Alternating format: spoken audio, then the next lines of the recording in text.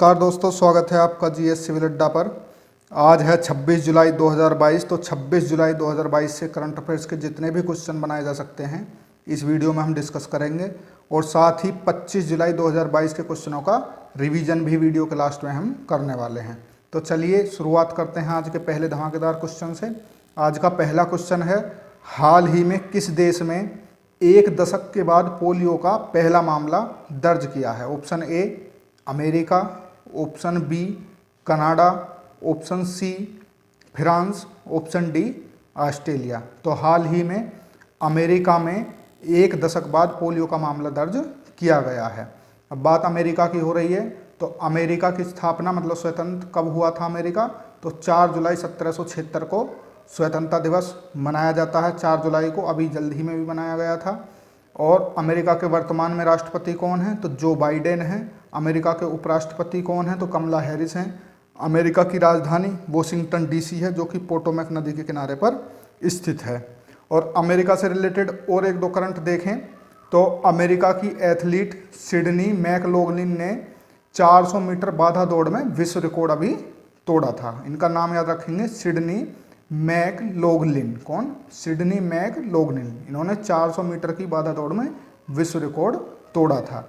और हाल ही में सीनेट ने गन कंट्रोल विधेयक भी पारित किया है। और अमेरिकी राष्ट्रपति की विज्ञान सलाहकार किसे नियुक्त किया गया हाल ही में? तो आरती प्रभाकर को नियुक्त किया गया है। और सबसे तेज सुपर कंप्यूटर कौन सा बना है? अमेरिका का फ्रंटियर कंप्यूटर। इसने जापान के फुगाकी कंप्यूटर को पीछे छोड़ दिया है।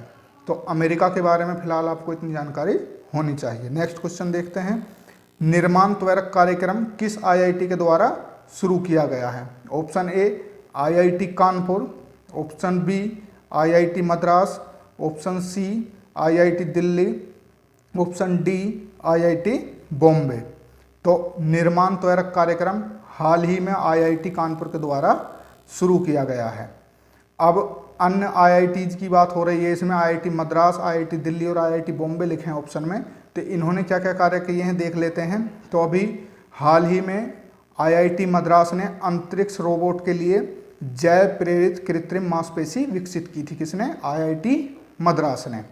यदि आईआईटी दिल्ली की बात करें तो सेप्टिक टैंक को साफ करने के लिए रोबोट विकसित किया।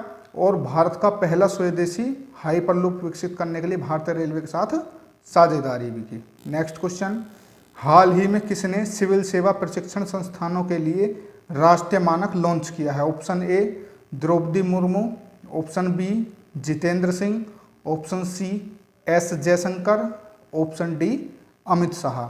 तो सिविल सेवा प्रशिक्षण संस्थानों के लिए राष्ट्रीय मानक हाल ही में हमारे पृथ्वी विज्ञान मंत्री डॉक्टर जितेंद्र सिंह ने लॉन्च किया है। अन्य नाम लिखे हैं, इन्हें देख लें। तो द्रौपदी मुर्मू आज ही इन्होंने शपथ ली है, यानी कि 25 जुलाई को इन्होंने शपथ ली है। ये भारत की 15वीं राष्ट्रपति बनी है। कौन सी?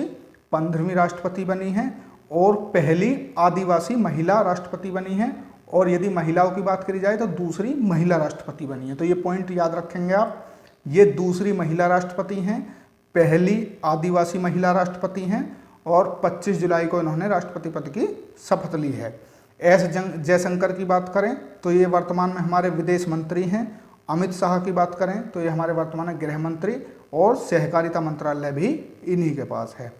नेक्स्ट क्वेश्चन, हाल ही में यस बैंक ने किसे अपना अतिरिक्त स्वतंत्र निदेशक नियुक्त किया है? Option A R S. Gandhi, option B Rajendra Prasad, option C Alvaro Lario, option D Pramod Yadav. तो हाल ही में आर.एस. गांधी को यस बैंक ने अपना अतिरिक्त स्वतंत्र निदेशक नियुक्त किया है। अब अन्य नाम लिखे हुए हैं, ये अन्य नवीनतम नियुक्तियों के नाम हैं जो मैंने लिख रखे हैं। इन्हें भी अभी जल्द ही में नियुक्त किया गया, तो देखते हैं। तो राजेंद्र प्रसाद को कहाँ नियुक्त किया गया है? तो national high speed rail corporation limited के एमडी के रूप में। किसके?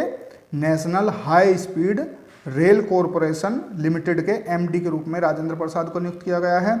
अलवारो लारिया की बात करें तो इन्हें आईएफएडी के अध्यक्ष के रूप में नियुक्त किया गया है। और प्रमोद राव की बात करें तो सेबी के कार्यकारी निदेशक के रूप में इन्हें नियुक्त किया गया है। नेक्स्ट क्वेश्चन देखते हैं, हाल ही में एशिया कप क्रिकेट 2022 का आयोजन कहाँ किया जाएगा? Option A Sri Lanka, option B UAE, option C Bharat, option D Bangladesh. तो मैं आपको बता दूं कि इसका आयोजन श्रीलंका में किया जाना था, लेकिन श्रीलंका की आर्थिक स्थिति बहुत ही गड़बड़ा चुकी है, तो श्रीलंका की सरकार ने इसके आयोजन से इनकार कर दिया है। अब ये आयोजन यूएई सरकार द्वारा किया जाएगा, तो इसका ऑप्शन भी सही हो जाएगा। अब एशिया कप क्रिकेट की हो रही है, तो एसीसी की बात कर लेते हैं, यानी कि एशियन क्रिकेट काउंसिल की। तो एशियन क्रिकेट काउंसिल की यदि स्थापना की बात करें तो इसकी स्थापना 19 सितंबर 1983 को हुई थी। इसका हेडक्वार्टर कोलंबो श्रीलंका में है। इसके वर्तमान में प्रेसिडेंट जय शाह हैं, और जय शाह वर्तमान में बीसीसीआई के सचिव भी हैं। और वाइस प्रेसिडेंट की बात करें तो पंकज खीमजी हैं, जो कि ओमान से बिलोंग करते हैं। और इसका एशिया कप क्रिकेट 2022 का आयोजन कब से कब तक किया जाएगा, तो ये 11 अगस्त से 11 सितंबर 2022 तक किया जाएगा। नेक्स्ट क्वेश्चन देखते हैं। हाल ही में एशिया अंडर 20 कुश्ती चैंपियनशिप का आयोजन किस देश में किया गया है? Option A Nepal, option B Oman, option C UAE, option D Bangladesh. तो बस इतना ही ध्यान रखना है कि कहाँ पर किया गया है, तो ये ओमान में किया गया है। नेक्स्ट क्वेश्चन, टाटा प्रोजेक्ट्स के नए प्रबंध निदेशक कौन बने हैं? Option A Vinayak Pai, option B Rajshree Gupta, option C Raj Shukla, option D Vineet Sharan. तो टाटा प्रोजेक्ट्स के नए प्रबंध निदेशक कौन बने हैं? विनायक पै। तो ऑप्शन ए इसका सही हो जाएगा। राजश्री गुप्ता की बात करें तो इन्हें ओएनजीसी विदेश लिमिटेड के प्रबंध निदेशक के रूप में चुना गया है। राज शुक्ला को हाल ही में यूपीएससी के सदस्य के रूप में चुना गया है। और विनीत शरण की बात करें तो ये बीसीसीआई के एथिक्स ऑफिसर के रूप में चुने गए हैं। किसके? बीसीसीआई के एथिक्स ऑफिसर के रूप में चुने गए हैं। नेक्स्ट क्वेश्चन वेरी इंपॉर्टेंट, 163वां आयकर दिवस कब मनाया गया है? ऑप्शन ए 20 जुलाई, ऑप्शन बी 22 जुलाई, ऑप्शन सी 23 जुलाई, ऑप्शन डी 24 जुलाई। तो हाल ही में 24 जुलाई को 163वां आयकर दिवस मनाया गया है। ये किसके द्वारा मनाया जाता है? तो ये सीबीडीटी के द्वारा बनाया जाता है, यानी कि central board of direct taxes के द्वारा मनाया जाता है। यदि सीबीडीटी की बात करें तो सीबीडीटी की स्थापना कब हुई थी? 1924 में। और 2010 से और हेडक्वार्टर की बात करें तो नई दिल्ली में इसका हेडक्वार्टर है। अध्यक्ष की बात करें तो नितिन गुप्ता वर्तमान में इसके चेयरमैन हैं। अब अन्य डेट्स देख लें। ये 20 जुलाई को अभी हाल ही में क्या मनाया गया था? तो विश्व शतरंज दिवस। क्या मनाया गया था 20 जुलाई को? विश्व शतरंज दिवस मनाया गया था, और इसकी थीम क्या थी? वोमेन इन चेस। 22 जुलाई की बात करें तो विश्व मस्तिष्क दिवस और राष्ट्रीय ध्वज अंगीकरण दिवस। विश्व मस्तिष्क दिवस और राष्ट्रीय ध्वज अंगीकरण दिवस कब मनाया गया? तो ये 22 जुलाई को मनाया गया है। 23 जुलाई की बात करें तो 23 जुलाई को राष्ट्रीय प्रसारण दिवस अभी हाल ही में मनाया गया था। नेक्स्ट क्वेश्चन, अनंत यशवंत खरे का निधन हो गया, वह कौन थे? ऑप्शन ए फिल्म निर्माता, ऑप्शन बी अभिनेता, ऑप्शन सी पत्रकार, ऑप्शन डी मराठी लेखक। तो अनंत यशवंत खरे ये एक मराठी लेखक थे। इनकी प्रमुख रचनाओं की बात करें तो अंतचा जीची खबर, बखर, अंतकलाची, उदया, ये इनकी प्रमुख रचनाएं थीं। और इनका बहुत ही प्रसिद्ध एक उपन्यास है कहानी मानव प्रणयची। क्या उपन्यास है? कहानी मानव प्रणयची। इसके लिए 2010 में इन्हें भाई माधवराव बागल पुरस्कार दिया गया था। नेक्स्ट क्वेश्चन देखते हैं। पेटीएम पेमेंट सर्विस लिमिटेड के नए सीईओ कौन बने हैं?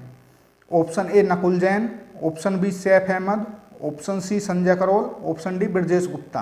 तो आप पिक्चर में देख के समझ गए होंगे, Nakul Jain Paytm payment service limited के नए सीईओ बने हैं। अब अन्य नाम की बात कर लें इनकी, सैफ अहमद। तो सैफ अहमद हाल ही में इंटरनेशनल हॉकी फेडरेशन के कार्यवाहक अध्यक्ष बने हैं। संजय अग्रवाल की बात करें तो ये भारत में एमएसपी को मजबूत करने वाली समिति के अध्यक्ष के रूप में इन्हें नियुक्त किया गया है। और ब्रजेश गुप्ता की बात करें तो रतन इंडिया पावर के एमडी ये चुने गए हैं। नेक्स्ट क्वेश्चन, दुनिया में पाम ऑयल का सबसे बड़ा उत्पादक देश कौन है? Option A Indonesia, option B Malaysia, option C Bharat, option D Nigeria. तो अब आप सोच रहे होंगे कि ये करंट का क्वेश्चन तो देखने में नहीं लग रहा है, लेकिन इसे लेने के पीछे कारण है, ये करंट का ही क्वेश्चन है, क्योंकि इंडोनेशिया और मलेशिया ने यूरोपीय यूनियन के खिलाफ शिकायत दर्ज कराई थी इसी संबंध में WTO के पास। तो WTO 2030 तक पाम ऑयल आयात को चरणबद्ध तरीके से समाप्त करने के लिए यूरोपीय यूनियन के फैसले के खिलाफ मामलों पर जल्द ही मध्यस्थता करेगा, इसलिए ये खबर चर्चा में है। तो आपको पता होना चाहिए कि पाम ऑयल का सबसे बड़ा उत्पादक देश कौन है। तो सबसे बड़ा उत्पादक देश इंडोनेशिया है। दूसरे स्थान की बात करें तो मलेशिया है। पहले दो स्थान आपको याद रखने हैं, पाम ऑयल का सबसे बड़ा उत्पादक इंडोनेशिया और दूसरे नंबर पर मलेशिया है। नेक्स्ट क्वेश्चन देखें, हाल ही में किस राज्य सरकार ने दूसरे वन्यजीव अभ्यारण्य को मंजूरी दी है?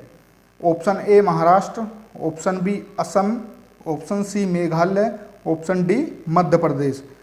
तो हाल ही में असम सरकार ने अपने दूसरे वन्यजीव अभ्यारण्य को मंजूरी दे दी है। अभी असम की बात हो रही है तो असम की भी पूरी जानकारी लेंगे, उससे पहले असम से रिलेटेड कुछ करंट देख लेते हैं। अभी मैंने बताया था 2 दिन पहले कि स्वर्णवीर नारी योजना को असम सरकार ने लॉन्च किया है। अम्बुबाची मेला भी असम में मनाया गया था। और वेरी इंपॉर्टेंट ये याद रखेंगे कि भारत का पहला शुद्ध हरित हाइड्रोजन संयंत्र, भारत का पहला शुद्ध हरित हाइड्रोजन संयंत्र भी असम में ही खोला गया है। और जलमार्ग कॉन्क्लेव 2022 का आयोजन भी असम में किया गया था। और अभी कुछ दिनों पहले महापाषाण काल के पत्थर के घड़े मिले थे, कहाँ से? असम के दीमा हसाओ जिले से। अब असम की बात करते हैं तो असम की स्थापना 15 अगस्त 1947। मुख्यमंत्री की बात करें तो डॉक्टर हेमंत विश्व शर्मा हैं। मुख्य न्यायाधीश रश्मि एम छाया हैं। राज्यपाल श्री जगदीश मुखी हैं। राजधानी दिसपुर है। पड़ोसी राज्य अरुणाचल प्रदेश, नागालैंड, मणिपुर, मेघालय, मिजोरम, त्रिपुरा एवं पश्चिम बंगाल हैं। पड़ोसी देशों की बात करें तो भूटान एवं बांग्लादेश हैं। भाषाएं असमिया, बांग्ला, बोडो हैं। वर्तमान में जिले 33 हैं। राज्य के पुष्प फोक्सटेल्ड है। राज्य के वृक्ष होलांग का वृक्ष है। राज्य के पक्षी सफ़ेद पक्षी बत्तख यानी कि व्हाइट विंड वुड डक है। राज्य के पशु एक सींग वाला गैंडा है। लोकसभा सीट 14 हैं। राज्यसभा सीट 7 हैं। विधानसभा सीट 126 हैं। तो इतनी जानकारी आपको याद रखनी है। चलिए आगे देखते हैं। हाल ही में किस राज्य सरकार ने परिवार कल्याण कार्ड योजना लागू करने की घोषणा की है? Option A Madhya Pradesh, option B Uttar Pradesh, option C Assam, option D Bihar. तो हाल ही में उत्तर प्रदेश सरकार ने परिवार कल्याण कार्ड योजना को लागू करने की घोषणा की है। अब उत्तर प्रदेश की बात हो रही है तो चलिए उत्तर प्रदेश के बारे में पूरी जानकारी लेते हैं। स्थापना वर्तमान स्वरूप में 24 जनवरी 1950 को, 24 जनवरी को ही उत्तर प्रदेश का स्थापना दिवस भी प्रतिवर्ष मनाया जाता है। पुनर्गठन कब हुआ था इसका? 1 नवंबर 1956 में हुआ था और विभाजन 9 नवंबर 2000 में हुआ था। लेकिन वर्तमान स्वरूप में स्थापना की बात करें तो 24 जनवरी 1950 को। मुख्यमंत्री वर्तमान में श्री योगी आदित्यनाथ हैं। मुख्य न्यायाधीश जस्टिस राजेश बिंदल हैं। राज्यपाल आनंदीबेन पटेल हैं। राजधानी लखनऊ है जो कि गोमती नदी के किनारे पर स्थित है। पड़ोसी राज्यों की बात करें तो उत्तराखंड, हिमाचल प्रदेश, बिहार, झारखंड, हरियाणा, राजस्थान, मध्य प्रदेश, छत्तीसगढ़ और एक केंद्र शासित प्रदेश दिल्ली भी इसके साथ सीमा बनाता है। भारत के सर्वाधिक राज्यों की सीमा से लगा राज्य है ये। पड़ोसी देश की बात करें तो नेपाल है और ये भारत का सर्वाधिक जनसंख्या वाला भी राज्य है। इसकी प्रमुख भाषाएं हिंदी और उर्दू हैं। जिले वर्तमान में 75 हैं। राज्य के चिन्ह की बात करें तो एक वृत्त में 2 मछली, 1 तीर और धनुष का निशान। राज्य के पुष्प पलाश है। राज्य के वृक्ष अशोक का वृक्ष है। राज्य के पक्षी सारस है। राज्य के पशु 12 सिंगा है। लोकसभा सीट 80 हैं। राज्यसभा सीट 31 हैं। विधानसभा सीट 403 + 1 यानी कि 1 एंग्लो इंडियन और 403 निर्वाचित। और विधान परिषद की बात करें तो 90 + 10 यानी कि 90 निर्वाचित और 10 मनोनीत बराबर 100 सीटें कुल मिलाकर के विधान परिषद में हैं। नेक्स्ट क्वेश्चन, उत्तर प्रदेश में कितनी नई नगर पंचायतों का गठन किया गया? तो अभी हाल ही में उत्तर प्रदेश में 18 नई नगर पंचायतों का गठन किया गया और साथ ही 20 निकायों का विस्तार भी उत्तर प्रदेश में किया गया है। नेक्स्ट क्वेश्चन वेरी इंपॉर्टेंट, जलवायु परिवर्तन पर संयुक्त राष्ट्र के फ्रेमवर्क कन्वेंशन UNFCCC के तहत कॉन्फ्रेंस ऑफ पार्टीज यानी कि COP की 27वीं बैठक की मेजबानी कौन सा देश करेगा? ऑप्शन ए मिस्र, option B UK, option C UAE, option D Spain. तो 27वीं बैठक की मेजबानी COP की कौन करेगा? तो ये मिस्र करेगा। अब 27वीं की मिस्र करेगा तो मिस्र का कौन सा शहर करेगा? तो शर्म अल शेख, याद रखेंगे मिस्र का शर्म अल शेख इसकी मेजबानी करेगा 27वीं बैठक की। तो हमें ये पता होना चाहिए कि 26वीं कहाँ हुई थी और इसके आगे यानी कि 28वीं कहाँ होगी। तो 26वीं UK यानी कि यूनाइटेड किंगडम में हुई थी और 28वीं UAE में की जाएगी। तो ये तीनों आपको याद रखनी है। 27वीं कहाँ हो रही है? मिस्र में। इससे पहले 26वीं UK में हुई थी और 28वीं UAE में होगी। अब 25 जुलाई के क्वेश्चनों का रिवीजन हम करते हैं। तो चलिए शुरू करते हैं 25 जुलाई के क्वेश्चनों से। हाल ही में किसने वैश्विक ऊर्जा पुरस्कार 2022 जीता है? इसमें आप रिवीजन किया कीजिए, देखिए अपने आप को टेस्ट कीजिए कितने क्वेश्चन आप सोल्व कर पा रहे हैं। तो वैश्विक ऊर्जा पुरस्कार कौशिक राजशेखर ने जीता है। नेक्स्ट, हाल ही में इसरो ने ह्यूमन स्पेस फ्लाइट एक्सपो का उद्घाटन कहाँ किया है? तो ये कहाँ किया है? ये बेंगलुरु में किया है। भारत ने किस देश के साथ शैक्षिक डिग्री की पारंपरिक मान्यता के लिए समझौता किया है? तो ये किसके साथ किया है? ये UK यानी यूनाइटेड किंगडम के साथ किया है। नेक्स्ट, हाल ही में श्रीलंका के 15वें प्रधानमंत्री कौन बने हैं? तो ये कौन बने हैं? दिनेश गुणवर्धने। नेक्स्ट, हाल ही में नई दिल्ली में किस राज्य के मुख्यमंत्री ने नई पर्यटन नीति 2021 का शुभारंभ किया है? तो ये झारखंड के मुख्यमंत्री हेमंत सोरेन ने किया है। नेक्स्ट, हाल ही में लोकसभा ने भारतीय अंटार्कटिक विधेयक 2022 को पारित कर दिया है। इसे किसने पेश किया था? तो डॉक्टर जितेंद्र सिंह ने पेश किया था। नेक्स्ट है, हाल ही में मध्य प्रदेश का कौन सा जिला देश का पहला हर घर जल प्रमाणित जिला बन गया? तो ये कौन है? बुरहानपुर। नेक्स्ट, हाल ही में ई-अमृत मोबाइल एप्लीकेशन को किसने लॉन्च किया है? तो ये नीति आयोग ने लॉन्च किया है। नेक्स्ट, हाल ही में 2021 में भारतीय नागरिकता का त्याग करने वाले नागरिकों की शीर्ष पसंद कौन सा देश है? तो ये कौन सा देश है? अमेरिका है। नेक्स्ट, हाल ही में ADB ने 2022-23 में भारत की GDP विकास दर कितने प्रतिशत रहने का अनुमान लगाया है? तो ये कितने प्रतिशत रहने का अनुमान लगाया? ये 7.2% रहने का अनुमान लगाया है। नेक्स्ट क्वेश्चन, किस देश ने अभिनेता कमल हसन को अपना गोल्डन वीजा देकर सम्मानित किया है? तो किसने किया है? UAE ने किया है कमल हसन को। नेक्स्ट, हाल ही में किस ब्रांड ने शाहरुख खान को अपना ब्रांड एम्बेसडर बनाया है? तो ये किसने बनाया है? गोदरेज कंज्यूमर प्रोडक्ट्स ने। नेक्स्ट, हाल ही में विश्व चैंपियनशिप में पुरुषों की भाला फेंक स्पर्धा में नीरज चोपड़ा ने कौन सा पदक जीता है? तो ये कौन सा पदक जीता है? रजत पदक जीता है और ऐसा करने वाले पहले पुरुष खिलाड़ी हैं। यानी कि विश्व चैंपियनशिप में पहली बार रजत पदक किसी पुरुष ने यदि जीता है तो वो नीरज चोपड़ा है। ठीक, ये कारनामा 19 साल बाद किया गया है। इससे पहले महिला एथलीट थी अंजू बेबी जॉर्ज, जिन्होंने लंबी कूद में रजत पदक 2003 में जीता था। ये जानकारी आप याद रखेंगे, कहीं पर नोट कर लेंगे, बहुत इंपॉर्टेंट है। नेक्स्ट, उत्तर प्रदेश सरकार ने 1 ट्रिलियन अर्थव्यवस्था बनाने के लिए किसके साथ समझौता किया? तो किसके साथ समझौता किया? डेलोइट के साथ।